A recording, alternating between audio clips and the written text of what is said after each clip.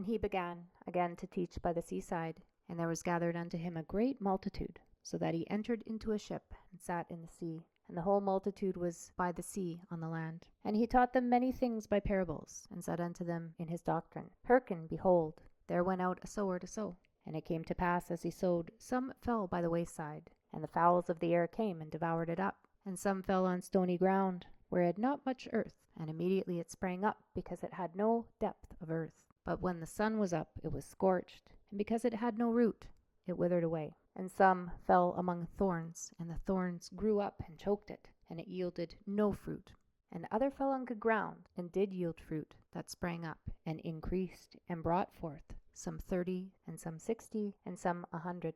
And he said unto them, He that hath ears to hear, let him hear. And when he was alone, they that were about him with the 12 asked of him the parable. And he said unto them, Unto you it is given to know the mystery of the kingdom of God. But unto them that are without, all these things are done in parables, that seeing they may see and not perceive, and hearing they may hear and not understand, lest at any time they should be converted, and their sins should be forgiven them. And he said unto them, Know ye not this parable? And how then will ye know all parables? The sower soweth the word.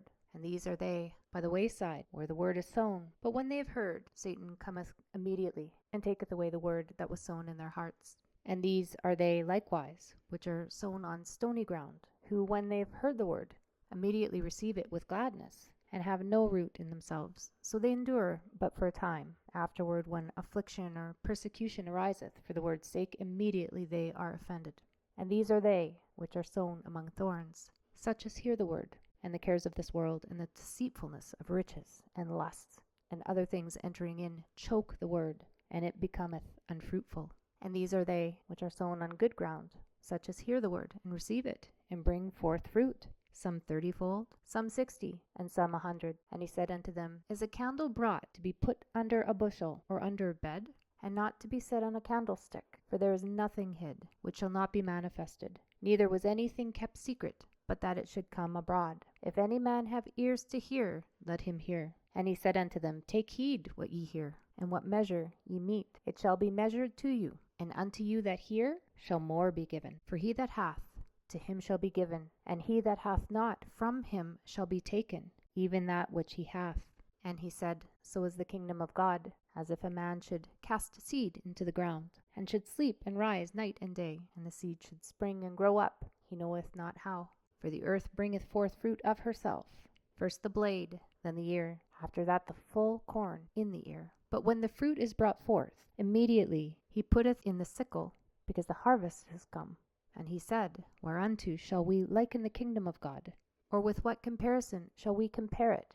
It is like a grain of mustard seed, which, when it is sown in the earth, is less than all the seeds that be in the earth. But when it is sown, it groweth up, and becometh greater than all herbs, and shooteth out great branches, so the fowls of the air may lodge under the shadow of it. And with many such parables spake he the word unto them, as they were able to hear it. But without a parable spake he not unto them. And when they were alone, he expounded all things to his disciples. And the same day, when the even was come, he saith unto them, Let us pass over unto the other side.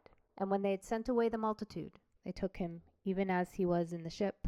And there were also with him other little ships. And there arose a great storm of wind, and the waves beat into the ship, so that it was now full. And he was in the hinder part of the ship asleep on a pillow.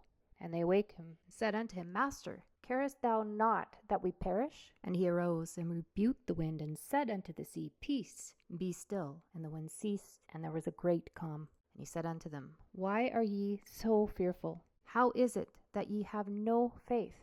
And they feared exceedingly, and said one to another, What manner of man is this, that even the wind and the sea obey him?